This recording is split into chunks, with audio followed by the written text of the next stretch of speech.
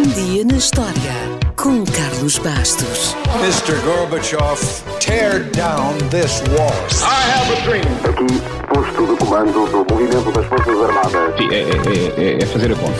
Houston, we have a problem. Yes, we can. And now for something completely different. Olha, mas onde é que eu pus a varinha mágica? Quem é que nunca viu no cinema, ou na televisão, ou quem é que nunca leu as histórias da Bela Adormecida, da Cinderela, da Branca de Neve, da Rapunzel e de tantas outras personagens de contos de fadas? Toda a gente conhece estas histórias. O que provavelmente não conhece são as histórias originais. Mas independentemente da versão que conheça, uma coisa é certa. Se esses contos chegaram aos nossos dias, a culpa foi do Jacob e do Wilhelm Grimm, mais conhecidos por Irmãos Grimm, dois alemães que no século XIX recolheram mais de 200 histórias de folclore tradicional. A família Grimm era numerosa, era uma família com 9 filhos, com algumas posses, e os irmãos viveram os primeiros anos em relativo conforto, numa grande casa e com professores particulares. No entanto, tudo mudou com a morte do pai. De repente, os rapazes começaram a frequentar a escola pública e perceberam logo a grande divisão de classes sociais entre eles e os seus colegas mais ricos. Ainda pior foi quando se candidataram à faculdade. Mas todos os entraves e dificuldades só fizeram com que os irmãos Grimm se aplicassem ainda mais nos estudos. O pai tinha sido funcionário público e os irmãos foram para o curso de Direito com a intenção de também se tornarem funcionários públicos.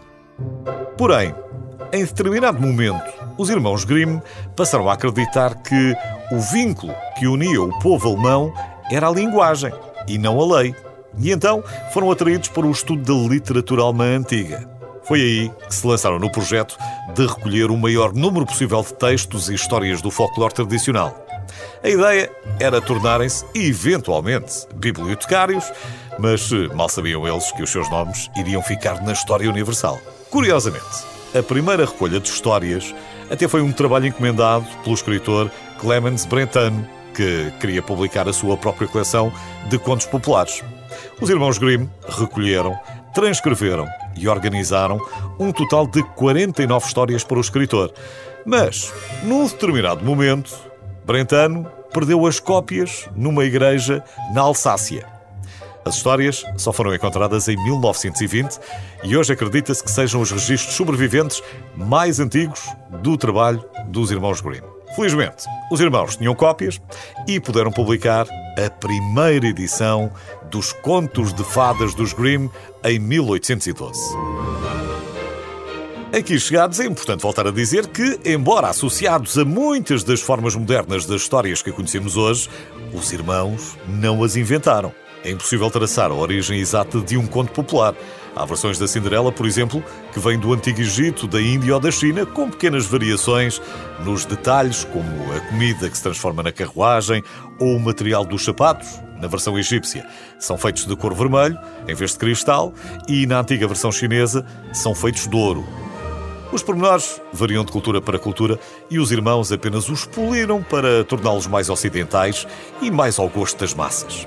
Até porque muitos dos contos não eram para crianças e foi preciso alguma liberdade criativa.